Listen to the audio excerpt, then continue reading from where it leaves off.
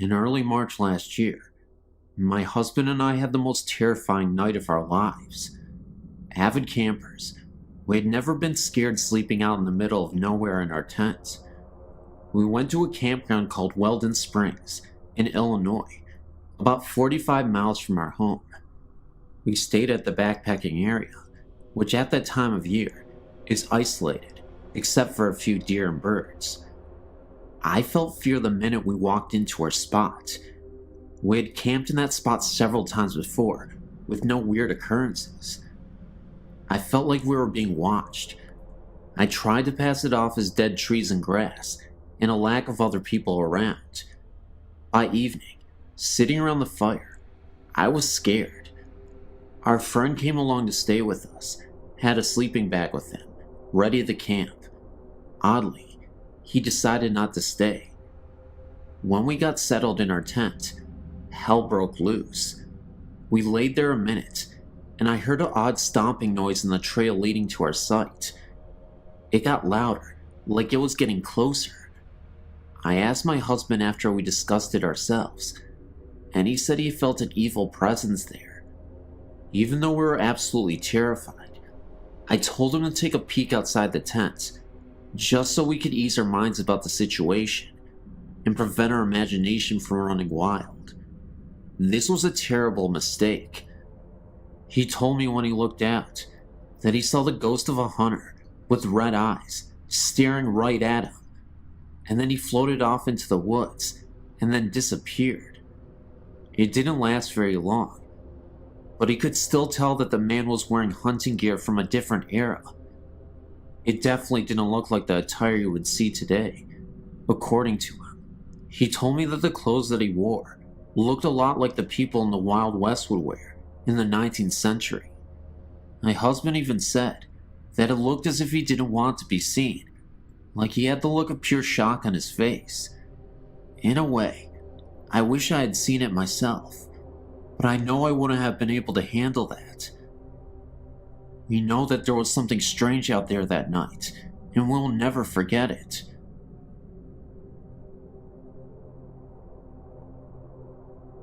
There is this camp that I know of. It's referred to as Camp Connecticut, and it's a run-down camp. It's called the Run Camp because of its deadly history, where a group of men were once gathered, said to be a cult, and eventually the town had exiled them and were forced to stay at this camp outside of town. When abandoned, the caretaker's daughter was found brutally murdered in the camp, and all members of the camp denied any knowledge or participation in the murder. Whenever I go back to the camp, I've always experienced unsettling events that could be tied to the events just described. Experiences included voices. For example, a young girl screaming, which we thought could have been the young murdered girl. We have seen figures pass among the trees while walking through the narrow paths along the woods. In pictures that I have seen, there are many orbs near the main gate and near the large sign within the camp. Examinations shown not to be a photo error or bad development. There was also this insane experience that my brother's best friend and his friends had. He happened to take a trip here, and while walking the main entrance pathway, he came across a man standing there in all white clothing. They called to him, and there was no response, so they turned to go the other way, and when they did, this presence in the white was standing right in front of them, with eyes that were completely black. As they turned and ran, it seemed as if the presence began to run after them. Anyway, as they got close to the main gate, they turned, and there was no one behind them at the time. They stopped again for a second, and turned back to look behind them again. They recall that about 5 apparitions, all in white, were standing right next to each other, and then they disappeared. It was as if they were letting them know that there were more of these ghosts. They then walked back to the car and drove away. This place is very freaky to even just look at the main gate. I get scared every time I go. I will send our photos as soon as I get my scanner up and running. Thank you.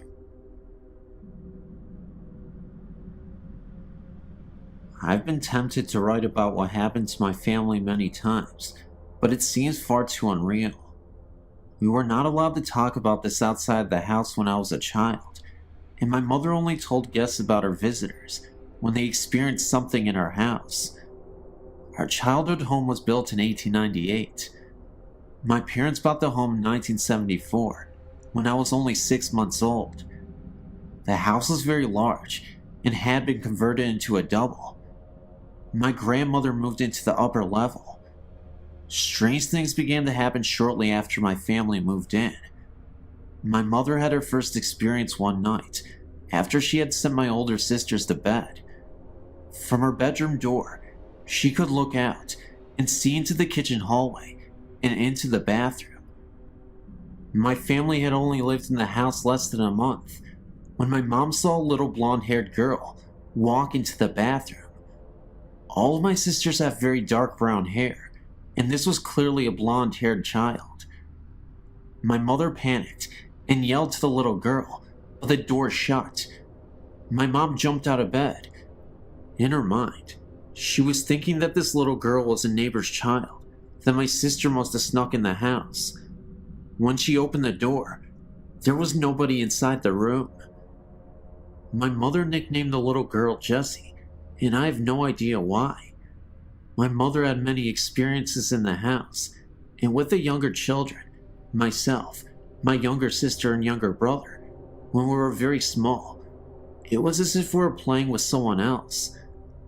I don't remember this, but my mom did, but I do remember that in my oldest sister's bedroom in her closet, there was a paneled off section that led under our hallway steps to the second floor. I remember talking to someone that we called the lady under the stairs. I always thought that it was my mom or grandmother, but I later learned that this was not the case. When we told my mom about this, she would not let us play this game anymore. I do not remember being scared at all. My younger sister and I would also go into our hallway and play with the lady on the stairs. I have very little recollection of this at the time. I would have been about 4 years old, and my sister would have been about 3. When we described the woman to my mother, she forbade us from being in the hallway alone. I never took the ghost stories to heart and was very carefree as a child. I always felt safe. However, I did finally have a bizarre experience that I could not explain or rationalize away. My grandmother had a stroke when I was 15, and my mother gave my older sister's bedroom to my grandmother since it was on the first level and was safer for her. She had no control over what she was saying and was rapidly deteriorating. My parents didn't lay any ground rules down for us kids that summer, as things were in havoc, and my brother and I had stayed up all night, watching Nick at Night in the living room. I could see into my grandmother's room, and we also kept an eye out for her, should she use the bathroom or want something to drink. I was just starting to doze off when I thought I saw someone in my grandmother's room. It was a blonde-haired girl who might have been 10 to 12. I have no idea the age. I thought I was seeing things, or that I was just really wiped out, and my mom's stories were starting to get to me. I walked out into our kitchen, and my oldest sister was eating a sandwich, and I told her what I saw. She laughed at me and told me I must have been dreaming. I thought maybe she was right, because I just never believed what my mom had been saying about the girl she had claimed to have seen on several occasions. Now here's where I realized I wasn't a complete nutcase. I said before that the house was very big. Well, my grandmother started screaming, and my sister and I ran into the room. My grandmother was up and headed for the front door. She was screaming about fire and the little girl. We could barely make out what she was talking about, but she kept repeating, "The little girl said I was going to hurt the baby, and I have to go before I cause a fire." That was the most intelligible sentence that my grandma had said in over a month. My sister kept saying, "What little girl?" and my grandmother said, clear as day, "The little blonde-haired girl." My grandmother was 72 years old and short of hearing. She was also 3 rooms away, when I literally whispered this to my sister. We woke my mom up because we did not know what to do. My grandma ran out of the house and refused to come back in. She stood on her porch. My parents took her to the hospital, and she was placed in a nursing home because even the mention of her house sent her into hysterics. The baby she was talking about is my younger brother, who is the baby in the family. My mom decided to turn the house into a one-family home again and had us kids, there were 6 of us, do the work. We did not mind, as we wanted the help, and it was a good way for us not to think about my grandmother all the time. My younger sister and I would be the only 2 sharing a room, but that was fine, as we are very close, and we were excited. Again, I was up, and could not sleep, so I went up to the room that would be ours. It had been my grandmother's, and I was scraping wallpaper off of the walls with a putty knife.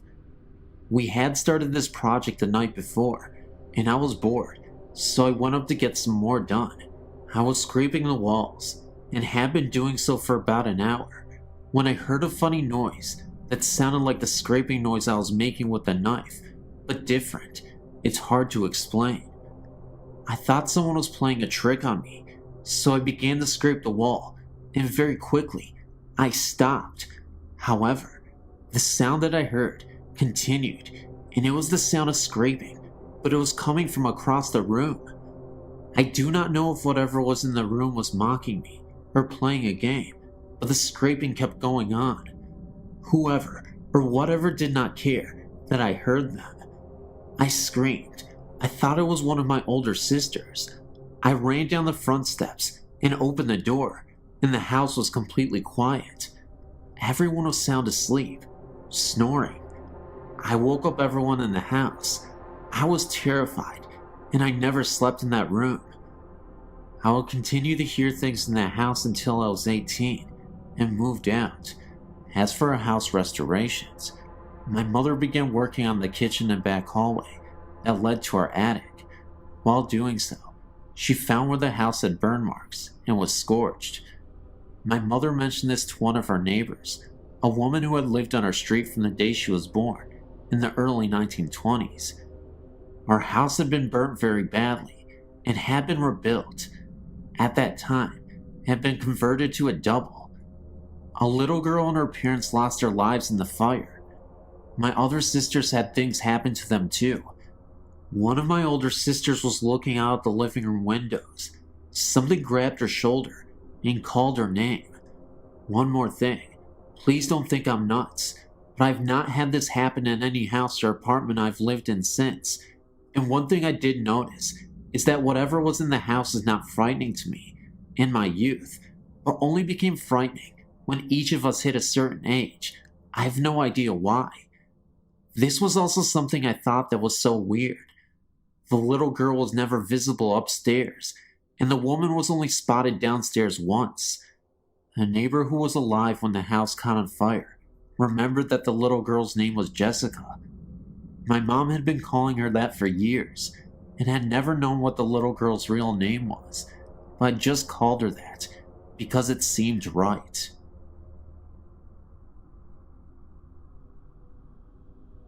Hi, I just thought I'd write to you guys to tell you what happened to me when I was about 12 to 13.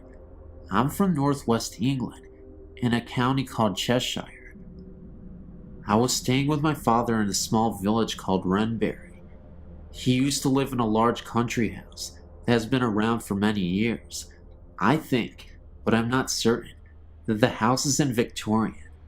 I was staying for the weekend. The house does look spooky, but I never felt any kind of presence there until Sunday afternoon when my father popped out to the local store. He was only gone for about 15 minutes. It was about 9:30 p.m., and I decided that I needed the toilet. There was a downstairs toilet, but that was full of boxes and tools, so I had to go upstairs. I walked upstairs and went to the toilet. After flushing the loo, as the noise from the loo had gone, and I was washing my hands, I heard the sound of a baby crying and screaming. Sound was coming from a nearby bedroom. This scared me a lot, because I knew there was nobody in the house, and it was not coming from the outside, because the house is stuck in the middle of nowhere, just miles of farm fields around. I walked out of the toilet and headed towards the direction of the crying. As I opened the bedroom door, the sound flew past me, but no one was there. It was almost like the sound traveled through me. I was rooted to the spot with complete terror. I then turned to face the sound, which was now sounding like it was coming from one of the other bedrooms across the hall. I don't know why, but I headed to the other room. The crying baby was really, really loud, and I was sure that someone was hurting a baby. Looking back, maybe that's why I went to see. As I opened the door, I saw something I will never forget. There was a baby lying on the floor, but it didn't look right. Half of its body was stuck in the floor. I could see one of its legs pointing out, and a half of a face. It was wearing old-looking clothes. The sound of the baby was almost deafening, and it looked like someone was hurting it, but no one was there. This was all too much for me, and I ran downstairs and outside into the dark, and just waited for my father to return. I never told my dad anything. This is the first time I've ever told anyone. I thought I was going crazy, because I've never believed in ghosts before. My father no longer lives there now, but I did go back once when he was visiting an old friend that now lives there, but I never went up their stairs on my own again. Well, I just thought that maybe you would find that interesting. Nail me back if you wish. Hope you don't think I'm lying, because it was all very real to me. I'm 20 years old now, and I have access to the internet. I spend my time looking for other people who've had similar things happen to them. Thank you for reading.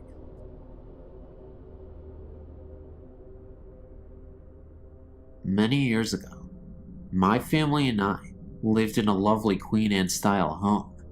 We lived in it for 13 years, 11 of which we experienced paranormal phenomena. 2 years after we moved in, we had a first of many odd occurrences. My daughter was in the kitchen, and I was upstairs, when I heard her call out that the upstairs toilet must have overflowed because water was running down the outside of the staircase. I ran to the top of the stairs in bare feet, only to feel water on the surface of the carpeting.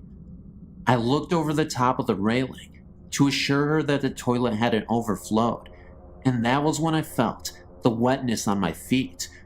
But there were no water pipes in that part of the house. When I got down the stairs, I found the water running in rivulets down the wooden molding. My daughter reached up to turn on the light under the stairway alcove, and as soon as she did, the water stopped. We had to wipe the trom down, and we never found any reason for that activity. Months later, while preparing for bed one night, I heard footsteps running down the attic stairs. The door crashed against the opposite wall, and then nothing. I was terrified, thinking that someone was there. They would have to pass my room to get downstairs, but nothing happened. When we finally went to look, the door was against the wall. We even thought that maybe a ball had bounced down the stairs, sounding like footsteps, but there was nothing. Strangely, when we started to think our house had unseen guests, we were no longer frightened. As time passed, we had many more experiences. I heard a woman crying softly, but pitifully. 2 of my daughters saw images of old-fashioned children, dressed in long white nightgowns and mob caps. A visitor to my house saw the same thing and asked me who the little girl was. On another occasion, my nephew was spending the night and thought he saw someone standing at the top of the stairs in a long white old-fashioned nightgown. My nephew was 16 at the time, and we hadn't told him about the house. My husband thought we were all crazy because he didn't believe in this sort of thing. My daughter came home late one night and was just lying in bed, going over her evening, and looked up to see a male figure suspended over the bed. She watched the image dissolve from the top, as if it were sand falling. There were other things that happened there, although nothing dangerous, and finally, we sold the house and moved in. It was several years after we moved on from the house that we met a family that had lived there years before we did and had very similar things happen to them. When they said their experiences were very frightening and mean-spirited. I sometimes think our guests moved with us because from time to time we still get very strange sensations in our present Victorian home. When I was 4, my brother was born, and my parents moved him into the bedroom next to theirs. I was moved into my very own room, upstairs. My older sister occupied the room next to mine. It did not take me long to realize that there was something odd about this new room I was in. I would wake up in the night, chilled, with the overwhelming feeling that someone was watching me. Sometimes, I caught fleeting glimpses of what looked like a shadow on one particular wall. When I mentioned the shadow to Mom, she attributed it to light play from the moon and other rational explanations. I tried very hard to believe her explanations and to make the shadow sightings go away, but I simply couldn't take the vision of a man in an overcoat, wearing a fedora.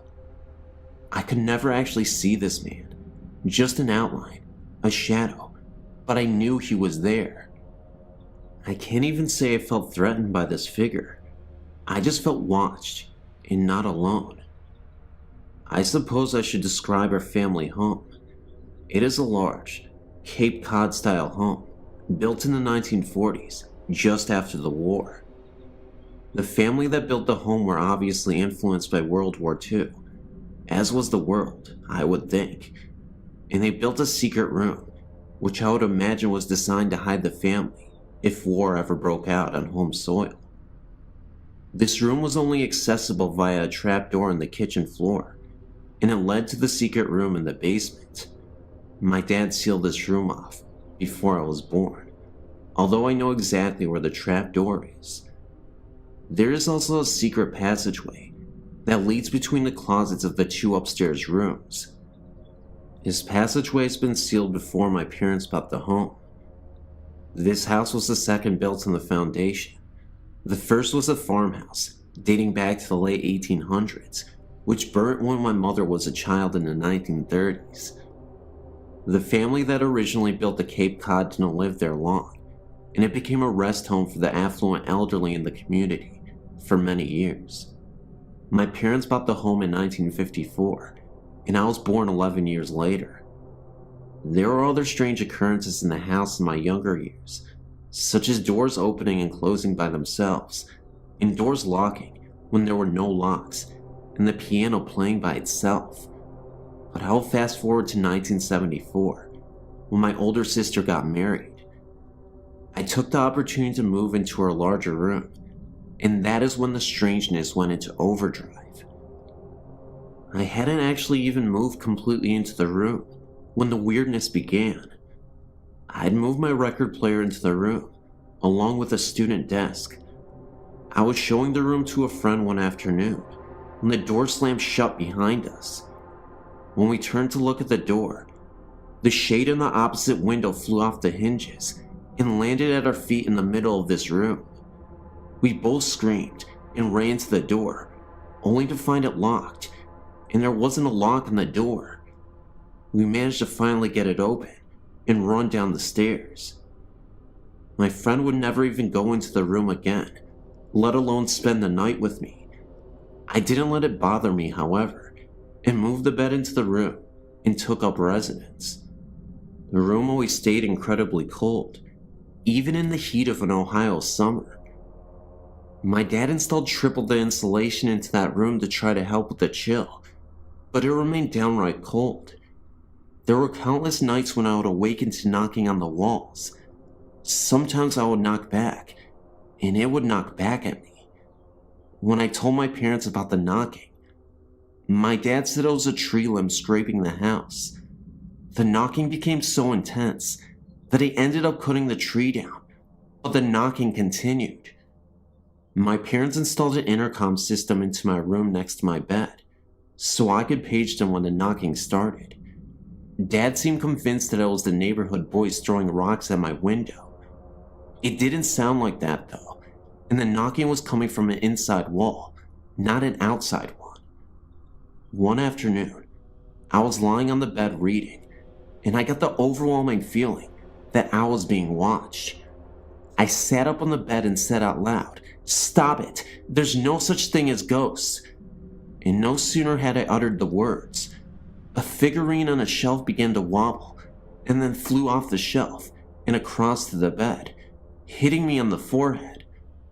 I slept on the sofa for a month after that. My family was even beginning to notice strange things happening by this time. The television would turn itself on and off, or alternatively increase the top volume, without anyone being in the room. Dad said we had a bum set and bought a new one, but it did the same. We had the wiring replaced, but it still happened. My mom declared that if it was a ghost, it certainly wasn't going to run her out of the home she loved. This is true. She still lives there with the ghost. Other things that would happen in the house included radio switching on and off, lights flickering, the washing machine switching on and running a cycle, and of course the shadow wandering around upstairs. It was all beginning to frighten me quite a bit, especially the knocking noises. If the knocking started, I would buzz Mom in the intercom, and she would race upstairs, but as soon as she reached the top step, the knocking would stop. I began to think perhaps I was going a bit crazy. I went away to college, and something strange happened in my old bedroom about a week after I had left. I still had the same clothes hanging in the closet, and there were a few posters still hanging on the wall, but otherwise, it was empty. My mom heard a funny noise upstairs one afternoon and went up to investigate. She checked the first bedroom and saw nothing amiss, and went down the hall to my room. She opened the door and discovered that the mirror tile on one wall had exploded all over the place. There were shards of glass sticking in the opposite wall and had scraped across the ceiling like claw marks. My posters hung in shreds. She noticed my closet door hanging open and shreds of glass sticking in the clothes, still hanging inside. She shut the door and waited for Dad to get home from work. He decided that it must have been a freak lightning hit, although the day was sunny and cloudless, and rang the insurers to come out and investigate. The investigator noted that the point of impact seemed to be the upper corner of the wall, where the mirrored tile met the adjoining wall. Oddly, he also noticed that the broken wood in the corner was pointing outward, as if the lightning had been inside the room and went out, instead of the lightning hitting outside and coming in. The insurance company still paid for the damages, although they could never find the point on the outside of the house where the lightning had come in. When I heard about it, I came home to view it, and noticed that the wall in question was the one where I had always heard the knocking. As I said, my mom still lives in the house, and strange things still persist. She keeps the washing machine unplugged, but unless the water is cut off, it still fills up. This is the third faulty washer we've had. The TV still plays tricks too. My dad passed away in the house 2 years ago, and on a night after he died, I was staying with Mom, although I wasn't about to go upstairs ever again. And in the middle of the night, we both heard faint music playing upstairs, bluegrass music, to be precise, which was Dad's favorite, and we reckoned that there must have been a party going on to welcome Dad to the other side. Mom has since sealed off the upstairs and only lives in the downstairs part of the house. My brother has had plenty of strange things happen to him in the house as well, as did my sister, and as a result, none of us want Mom to bequeath the house to us. She can't understand why.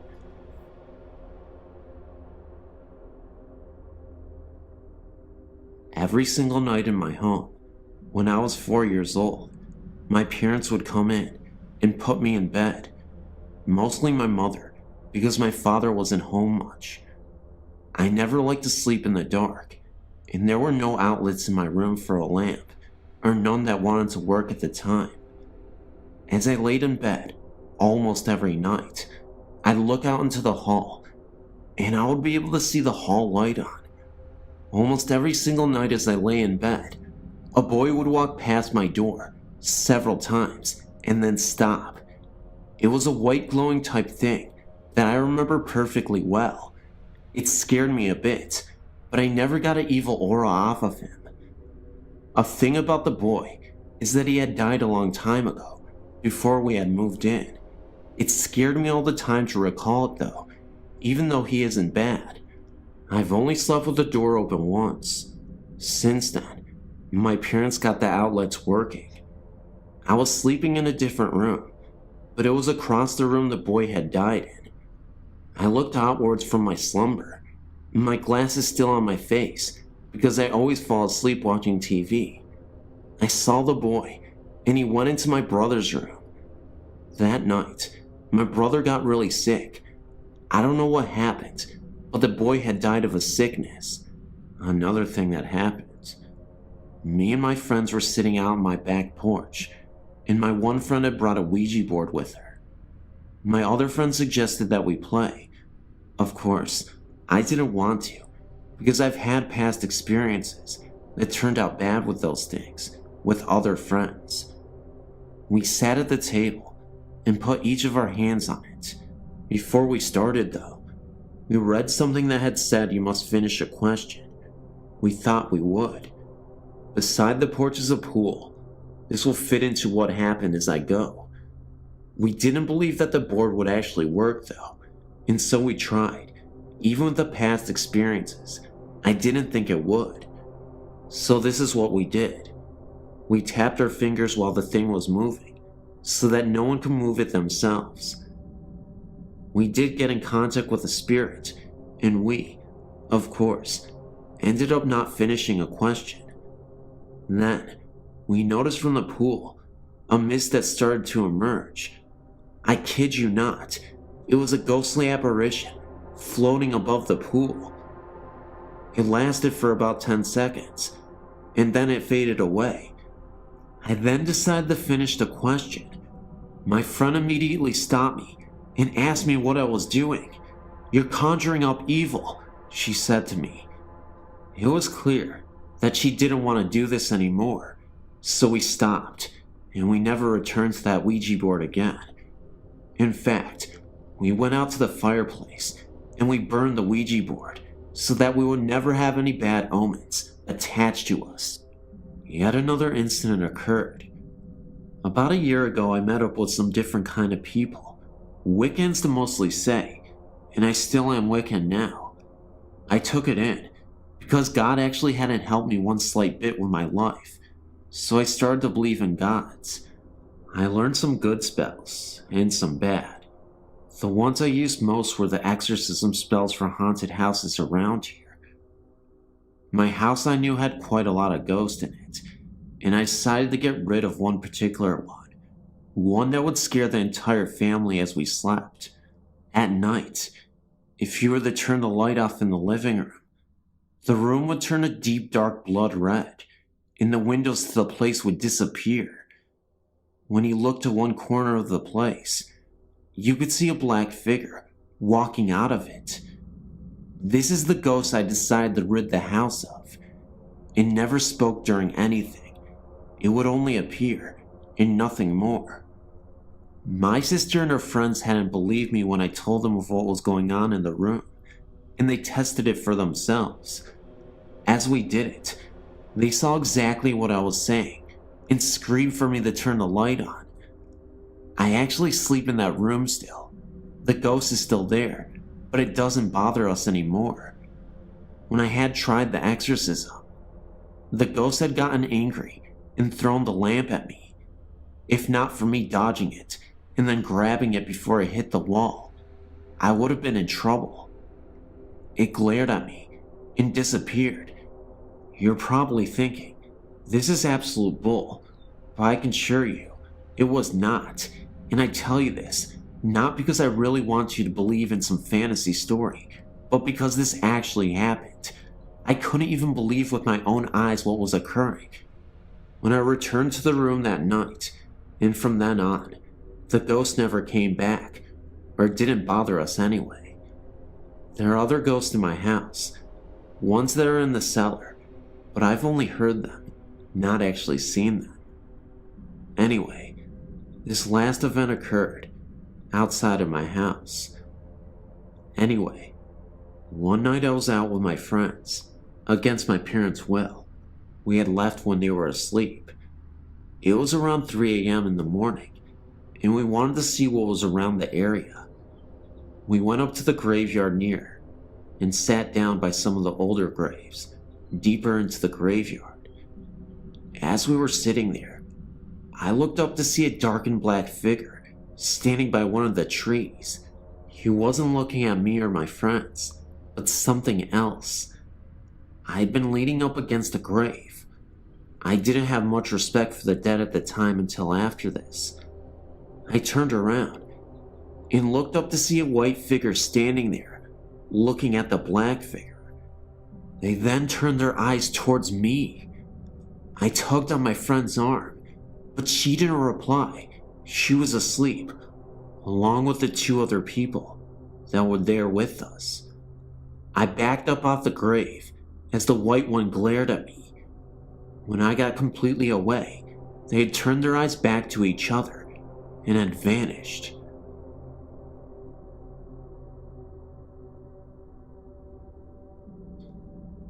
Before our marriage, my husband purchased a home built sometime previous to 1870 in the center of a small town in Michigan. It is a lovely house, we still have it, with high ceilings and wide archways between some of the rooms. When we moved in, we had very modern furniture, which really didn't look right in the house, so our friends would bring us antiques whenever they could find them, very cheaply or for free. One friend bought us a very large round antique mirror that he had found in a house his company was hired to tear down. It was the kind with a gilded wood and molded frame with a medallion at the top. The glass, while it had some dark spots and shadings, was in exceptionally good condition. This was back in the mid to late 70s, and we had parties almost every weekend. In the summer when the doors were left open, no one bothered knocking. They just opened the screen and came in. Late one Friday or Saturday evening, shortly after receiving the mirror, I was sitting on a low sofa against the east wall of the living room. Also on this wall was a large archway leading into the dining room, which is where the main entry door that we used was located. There was also a door leading into the living room from the front porch, but no one used this one. The mirror was hung on the north wall, right next to the couch where I was sitting. Everyone else was sitting in the middle, or at the opposite end of the room, large room. I was looking to my right, and noticed in the mirror that a young man was walking through the archway into the living room, and stopped right at the threshold. At first glance, I did not recognize him, so I turned on the couch to look at him directly, and there was no one there. I looked over at the mirror again, and there he was. He was not a big guy, about 5'8" or 5'9", thin build, dark hair, short for the times, and wearing what looked like one of those blue-gray work shirts. I looked towards the archway again. No one was there. I shot off the couch and into the dining room to see if anyone was playing a trick on me. There was no one in any part of the house other than the living room. It made me very uneasy, and I could never sit in that area again. In fact, I moved that couch a week later, and even though the mirror still hangs there all these years later, I tried to avoid looking at it. A couple of years after this happened, I joined the local historical society. I met a wonderful tiny old lady in her 90s. She told me that she had been in my home many times during her youth, and I found out from her that during Prohibition, the people who owned the house would have parties with bootleg liquor. There was an argument late one evening, and a young man was killed by a blast from the barrels of a shotgun at close range in the area of the front entrance to the dining room. I'm not sure if it was him or not, but for 3 or 4 years after that, every night at 3:10 a.m., I would hear slow but steady footsteps on the creaky wood floors walk from the archway through the living room and up to the bedroom door. They always stopped right there, thank God, and I tried to make sure they would come no further by hanging a crucifix on a hook inside of the bedroom door. After a few years, it either stopped or we grew so accustomed to it that we didn't notice it anymore. So, do you think my spirit came with a mirror, or that the mirror just enabled me to see him? I don't know. I guess we'll find out sooner or later. I've had quite a few ghostly experiences over my life, all of which have been rather benevolent, except for one that happened a few years back.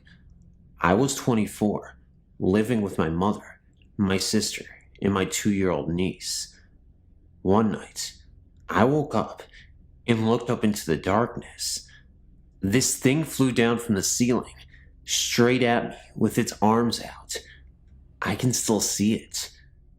It looked like a cross between a gargoyle and an alien. It looked so evil. It sounds silly, but I was so terrified that I ran out of my room screaming into the living room to be with my mother.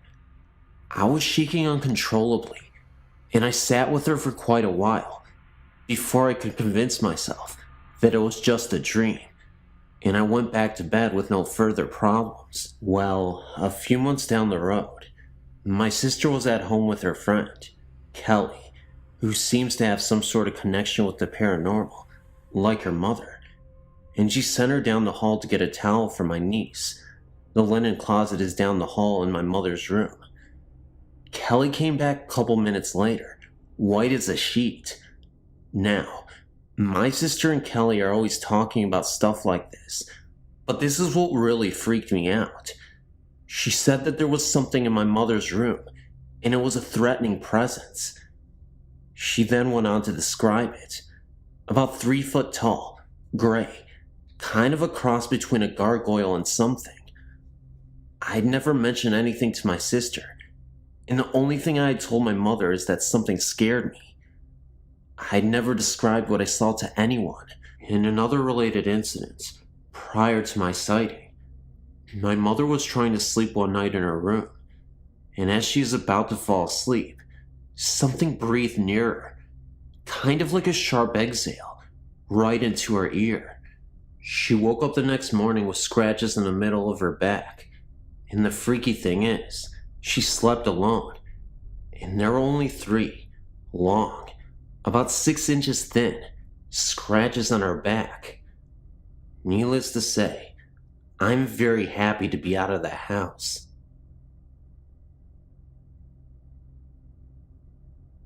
I'm not sure if this qualifies as a ghost story, but it was more than an ordinary dream. My cat Johnny, my sweet silver bad boy for 10 years, died at home of aggressive cancer in March. During the month between his diagnosis and his death, I showered him with even more attention than usual, so by the time he passed away, we were closer than ever. On several occasions, including at his grave just before burying him, I invited him to come back and let me know he was okay. A few nights after his death, I was aroused by a dream by the sound of Johnny's meow, coming from the direction of his special spot at the foot of my bed. Coincidentally, his grave is about 30 feet further in the same direction. I waited with a mixture of hope and anxiety to feel him walking up my body to my face, but it didn't happen. Instead, I became aware of something tickling my left ear and tried to reach over to pet him, only to find that I was paralyzed. That's when I panicked, remembering all the scary ghost stories involving a period of paralysis. That was the moment where I woke up, and I suddenly saw something in the corner of the room. It was a dark, small figure, but I couldn't really make it out. It was a dark shadow, even though it was a very dark outline of something. I'm assuming it was a kid or something. It was very terrifying. I couldn't even believe what I was seeing. And then all of a sudden, it seemed like two Grim Reapers were standing right behind him. So this humanoid ghost, this figure, this creature, this child, was hunched over and was absolutely mortified himself. And these Grim Reaper type ghosts came to take him away. And just like that, within seconds, they were all gone. I guess you can say that my cat didn't return. In fact, I think a demon actually returned. But I guess that's up for debate. Thanks for listening.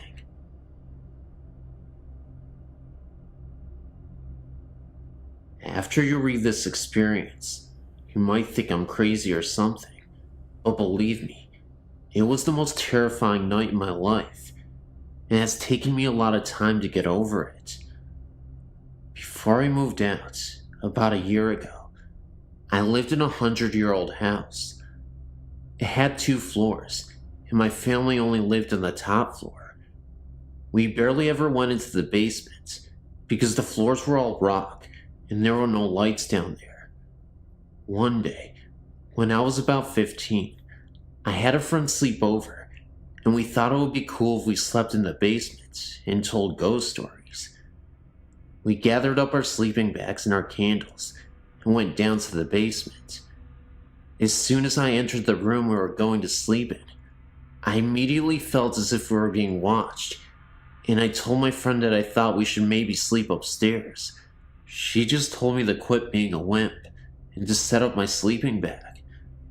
As soon as we stayed up and talked and laughed, we never did tell ghost stories. I felt more comfortable and fell asleep easily.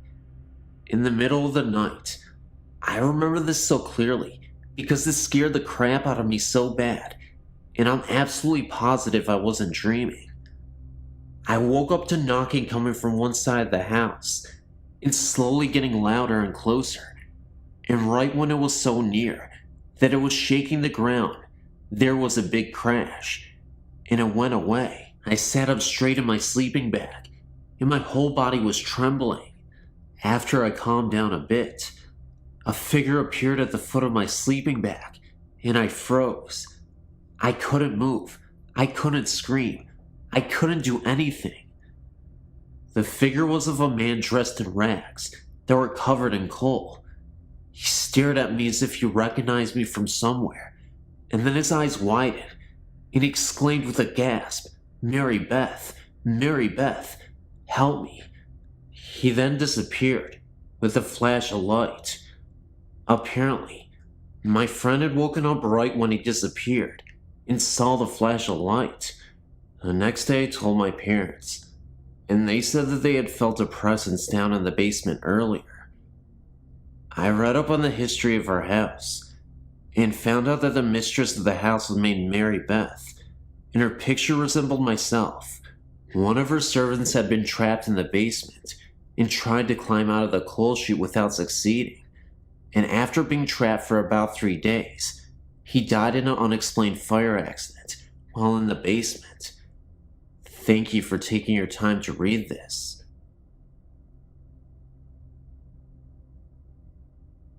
Hello, I have another ghost experience for you. In March of 1994, my husband, my oldest daughter, and we visited Venice. We booked a room at the ancient Palazzo. We were assigned a room on the 2nd floor, overlooking a canal. The view was accessed by opening the heavy wooden shutters, which opened into the room.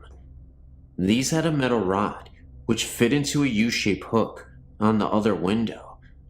Opening out were double windows, also heavy, with numerous panes of glass.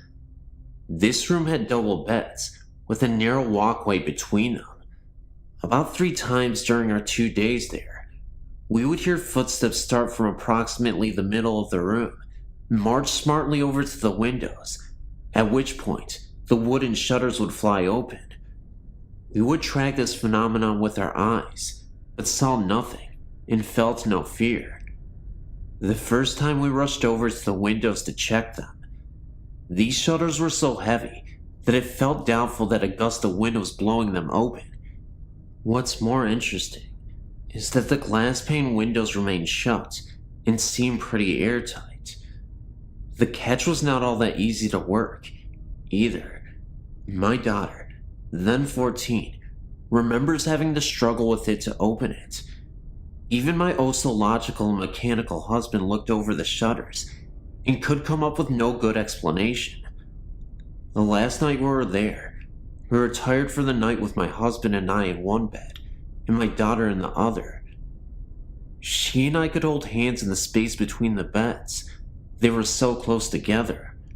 Right after lights out, we heard the footsteps, this time walking up between the beds to where our heads were. We could hear breathing. We were both too scared to do anything, but we certainly compared notes the next morning. I wanted to ask as we were checking out if the place was haunted, but the only folks on duty that morning didn't speak English, and we don't speak Italian. But we'll never forget the place.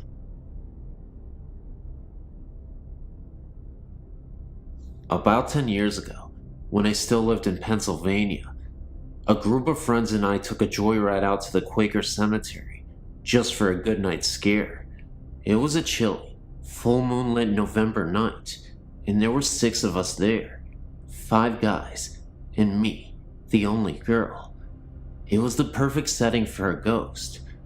Now, I don't know how many of you readers have ever been to this cemetery, but to describe the first time I saw the place, I screamed and just about curdled my boyfriend's blood.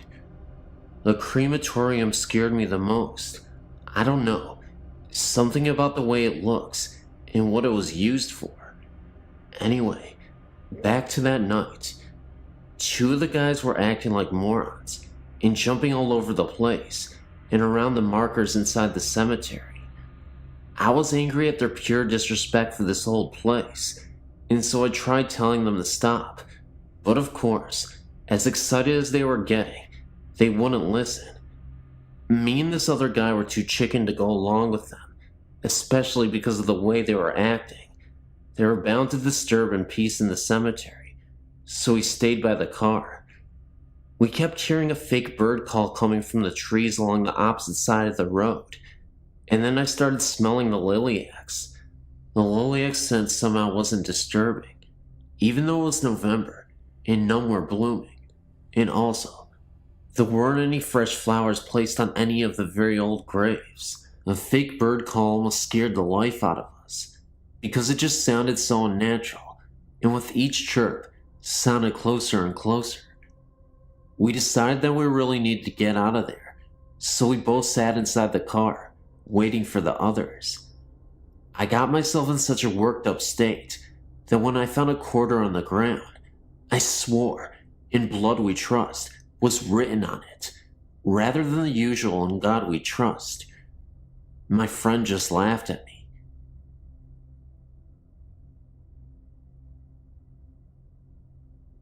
The story that I'm about to relate to you took place when I was about 11 years old.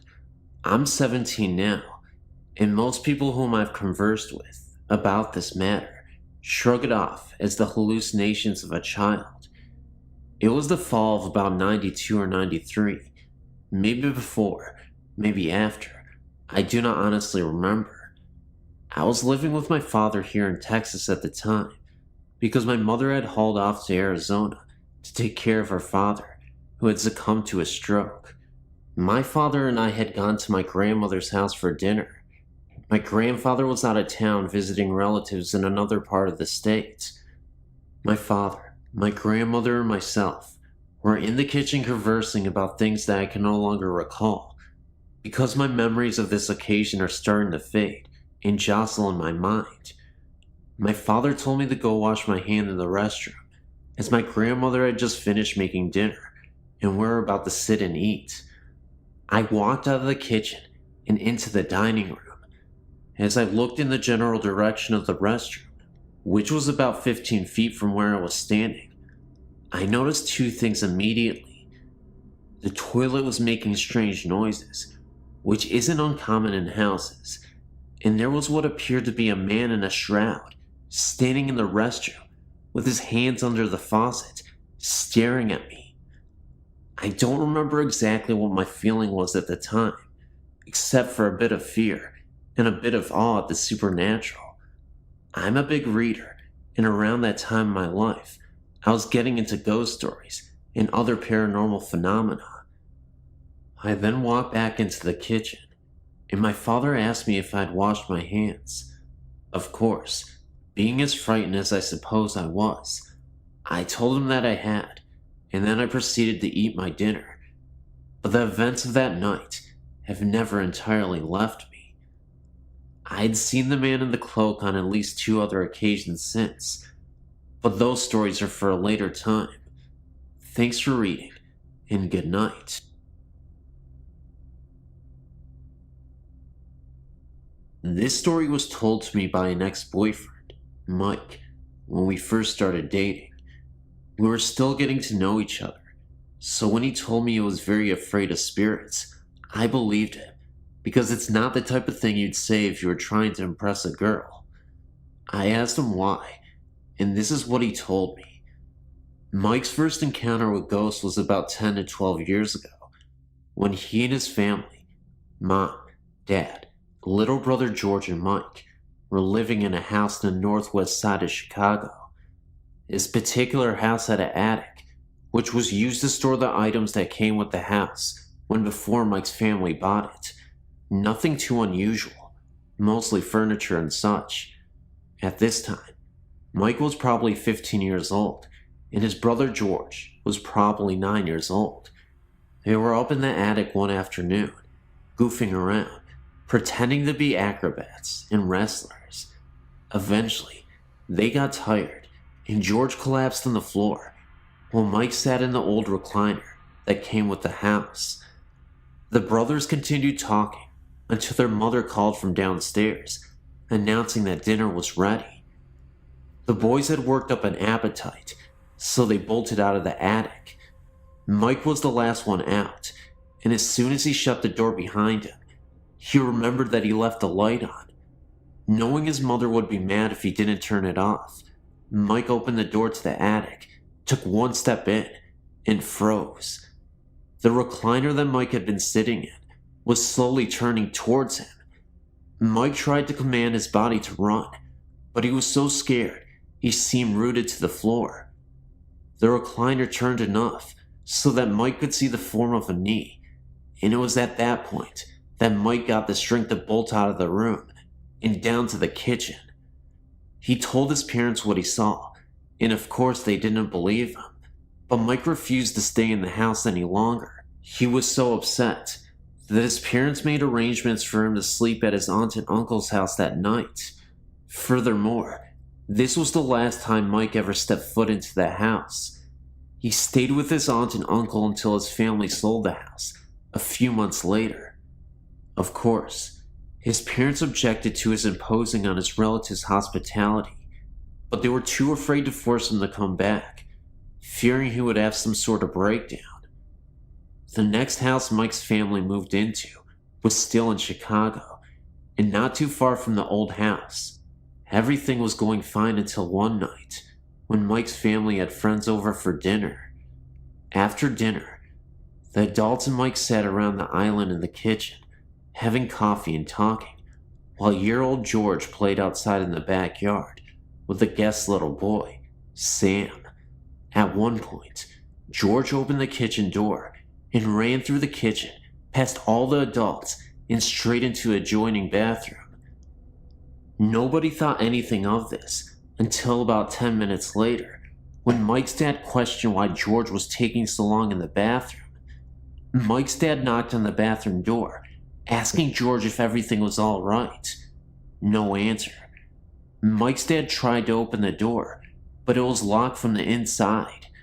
Everyone started getting concerned until the kitchen door opened again, and in came George and Sam. Mike's father asked George how he snuck back out of the bathroom without anyone seeing him.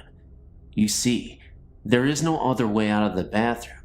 If George came out, or even opened the door, he would have been seen. In order to get back outside, he would have had to go through the kitchen again. George swore up and down that he had not been to the bathroom at all. He was outside playing with Sam the whole entire time. Mike's father asked him again to explain about the locked bathroom door, but when they checked it again, it was not locked. There were other strange incidents that happened in the house, mostly to Mike, more than anyone else in the family. The last incident Mike told me about was something that happened to him a few months before we met, when he was about 22 years old. One night, as Mike was laying in bed, he woke up with an uneasy feeling. He was lying on his side facing the wall, and he felt as if someone was staring at him. It was the middle of the night, and pitch black in the room.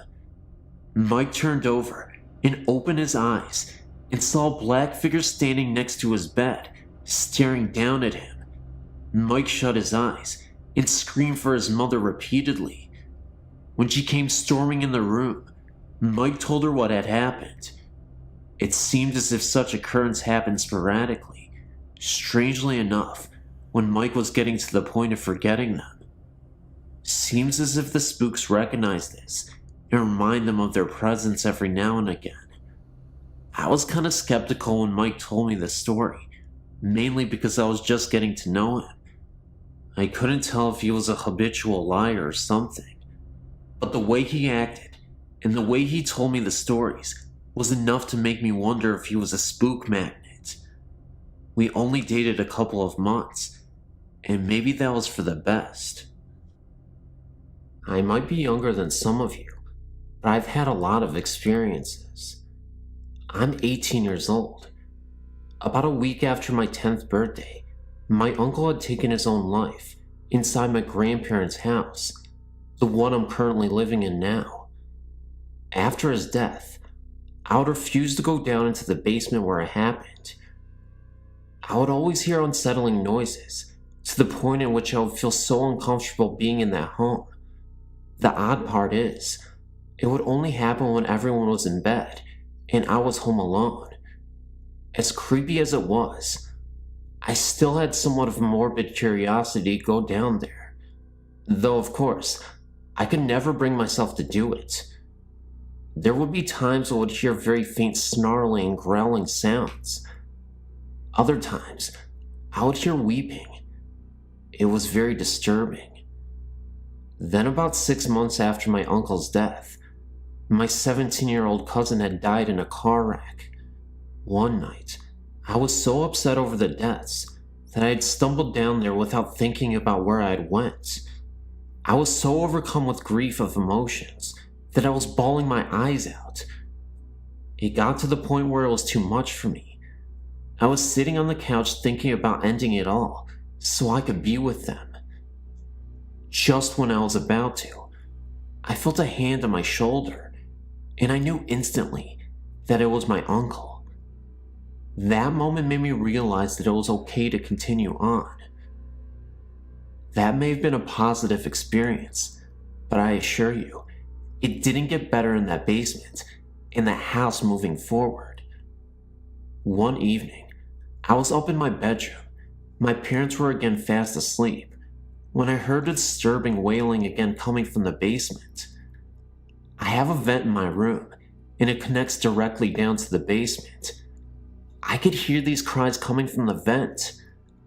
I listened closer through the vent, and I could have sworn I heard my name being whispered.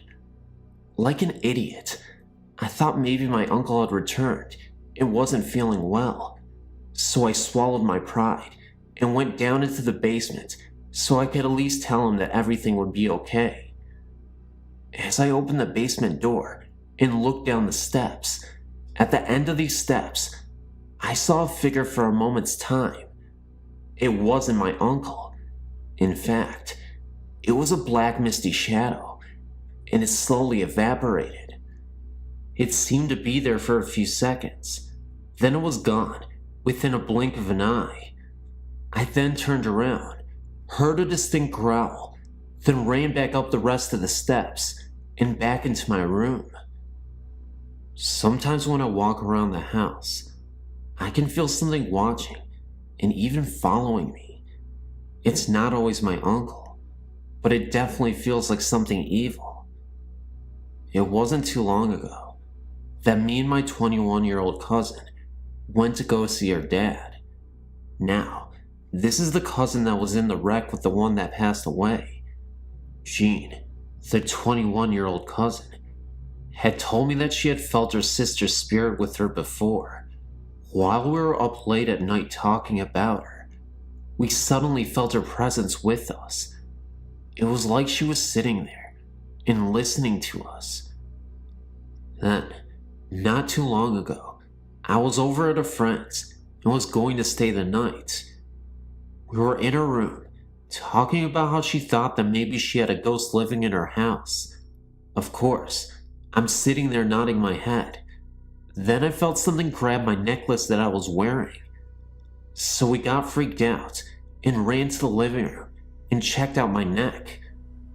Whatever had touched me left a great big red check mark on my neck.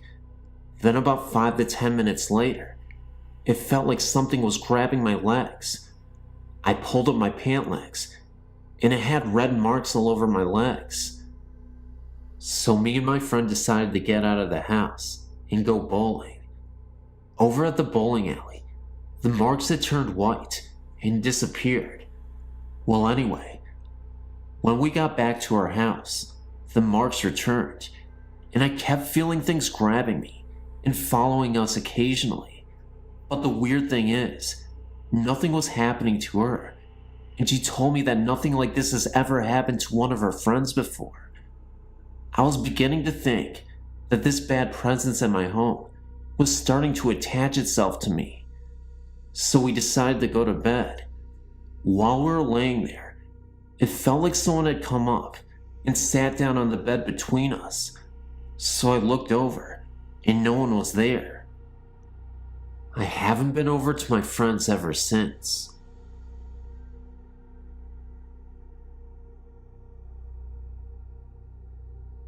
A friend sent me this and suggested that I tell my stories, so here's one of them that I hope you enjoy. I have more if you'd like to hear. I live in Clinton, Illinois, which is a small town. We have a lake, and that's pretty much about it. One night, I was out joyriding in the cemetery with a friend, as I like to do from time to time, and I had to go to the restroom. So, I went to this accessed area that is out in the country. I went to the restroom and then walked through the pavilion to look at the lake. I then came back to my car and then crawled into the driver's seat. I looked up, and there was this little boy ducking behind a garbage can. He had red eyes that glowed like a demon's and teeth that were jagged and white. A black figure that looked like a medium-sized dog was beside him, and it was black. All that you could see was its red eyes. They both stared at us in the car, and I felt fear overwhelm me. I quickly started the car and left. The next day I told my mom about it. She grew up in the area, and she said that they often had Satan worshippers out there, and that rumors were that a little boy was drowned and used as a sacrifice many years ago. My aunt, she says that the little boy was evil, and therefore was put to death in that spot. I've tried to research this, but there are no records of any murder of a child taking place in this area. But I will never go there again, night or day. This is just one of the countless stories that I have. I have some photos too. I don't know if you can use this, but if you can, feel free to. You may also edit if needed.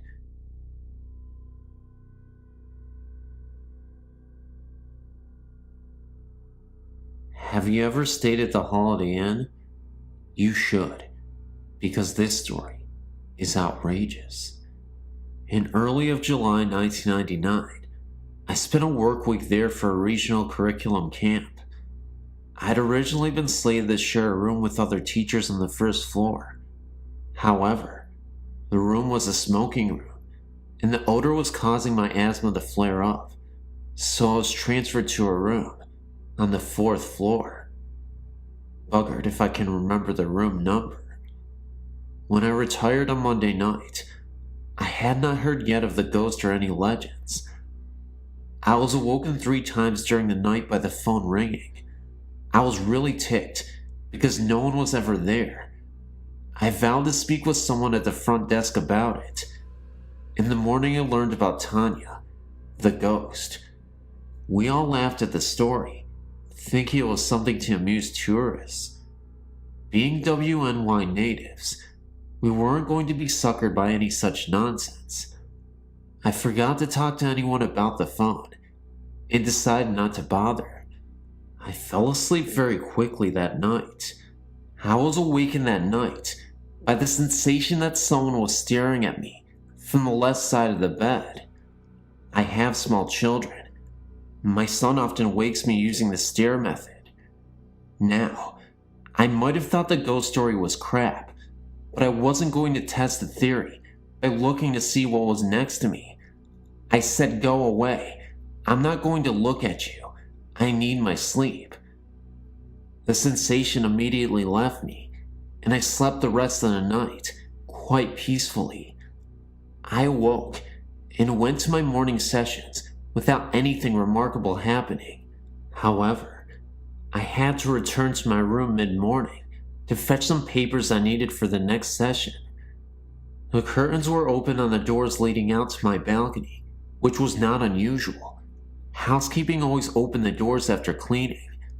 What was unusual was the number of small, sticky handprints all over the outside of the doors. These were no higher than my waist. I shook my head at the poor cleaning job. I was sure that the previous guests must have children with them, and that the maid had failed to clean the prints off the glass. I wonder how hard it was to open the doors and give the glass a good cleaning, and then I hustled off to make my session. As the day progressed, I heard more tales of Tanya, like how she throws the poolside chairs into the pool during the night, etc. We giggled amongst ourselves, like good campers should when hearing ghost stories. None of us was going to admit we believed any of it, especially when our principals were listening. So, I was half joking while I was in my room, getting ready for bed, and said out loud, "Listen, Tanya, I don't know how old you are, but I think you'll enjoy the books in the Falls room. If you can read, you'll really like them. Even if you can't, lots of them are full of beautiful pictures that I bet you'll like to look at. Go there instead of bugging me." I slept like a log without any interruptions that night. When I went to breakfast the next morning, I told a colleague about my chat with Tanya. I mentioned that it must have worked because I had slept so well. I stopped talking when I saw my colleague's jaw drop and her face go white. I asked her what the matter was, and she took me over to the professor who was leading the sessions in the Falls room. My colleague said to the professor, "Tell us what you found in the room this morning." I listened in stunned silence as the professor described what a mess the room was. Books were thrown all over the place. The display table was in shambles, and her boxes of supplies had been unpacked and poorly repacked. In her own words, she said it looks like a kid went through everything and tried to put things back together, but couldn't manage. The professor had questioned the hotel staff about who had access to the room, and all swore that no one had been in the room after we had left, and that the door had been locked until the staff let the professor in the morning. I apologized when she finished and explained that it had probably caused a mess by inviting Tanya to go there. We all laughed uneasily at that. Some other teachers on the 4th floor admitted to strange things, like the ringing phone, no caller, and the sensation of being watched. Suddenly, we weren't so sure. the story was something just to amuse the tourists. Or the phone calls, staring sensations, sticky fingerprints, and trash conference room related. There could be logical explanations, like incorrectly routed calls, poor cleaning, and staff mischief. Maybe Tanya was drawn to all of us warm, female, motherly-like type teachers. No male teachers that I know of on that floor, and yes, all of us are moms too. One thing is for sure, I'm far less skeptical of the paranormal than I was before, and I will admit, even to my principal, that something odd happened in that hotel. If you really want to check out the paranormal, then you have to go to the Grand Island Holiday Inn. You can pretend you came here to see Niagara Falls.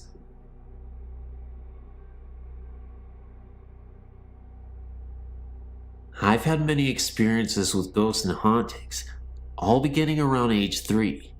I'm now 28, and my connection to ghosts and spirits has only grown stronger with time. I suppose I should start with my earliest haunting. I was around 10 years of age. My parents had just divorced, and I was feeling alone and angry. I don't like to sleep with my bedroom door open. When I did, I felt I was being watched. One summer night, the air was hot and humid, and I had no choice but to sleep with my door open to get a cool cross breeze. I remember waking up sometime around midnight or shortly thereafter, feeling I was being watched. When I looked out my bedroom door, I saw a frightening sight. A figure with pure black skin, bright yellow eyes, and a cloak of red, white, and black harlequin-like design was staring at me, its hands on the door jamb, about to enter the threshold of my room. I screamed, saw its eyes widen in shock, possibly, and flee down the hall adjacent to my room. I even saw its robes fluttering after it as it fled. My scream woke my family, who searched the room for the thing, lack of a better word, but found nothing. All the doors were locked, no windows were broken. I shut my door, put up with the heat, and it hasn't returned since. I've been told that the creature was a demon. I also found out that I was depressed at the time, and that may have been drawing it to me. I can still feel its presence when I think about it. I feel very frightened just remembering the experience. Thank you for letting me share my experience here.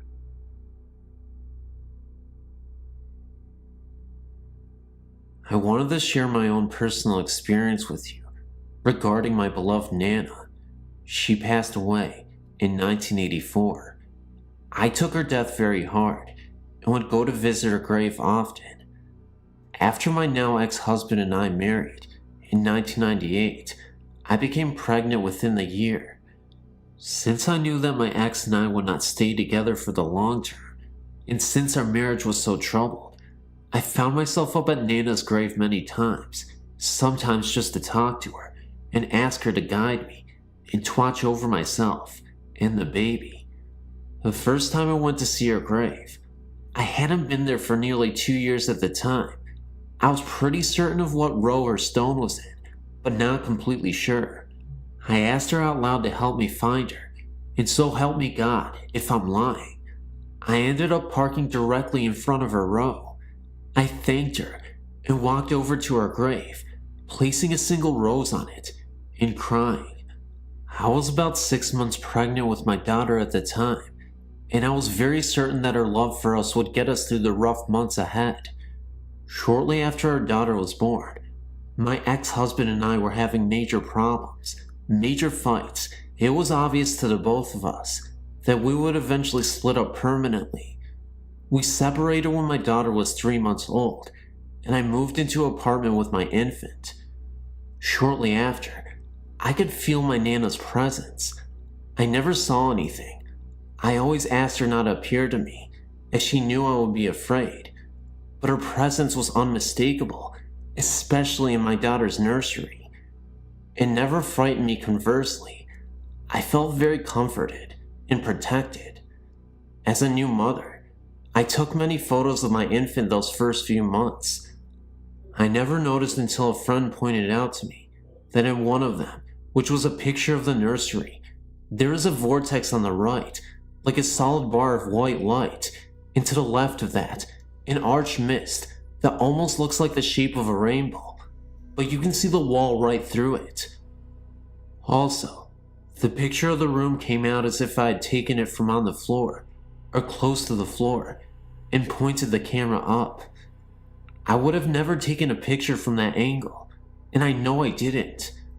I cried when I realized that the vortex and the light are my Nana watching over her great-great-granddaughter and me. I don't think it's a coincidence, either, that the photo is focused on the rocking chair and the mist is right across it.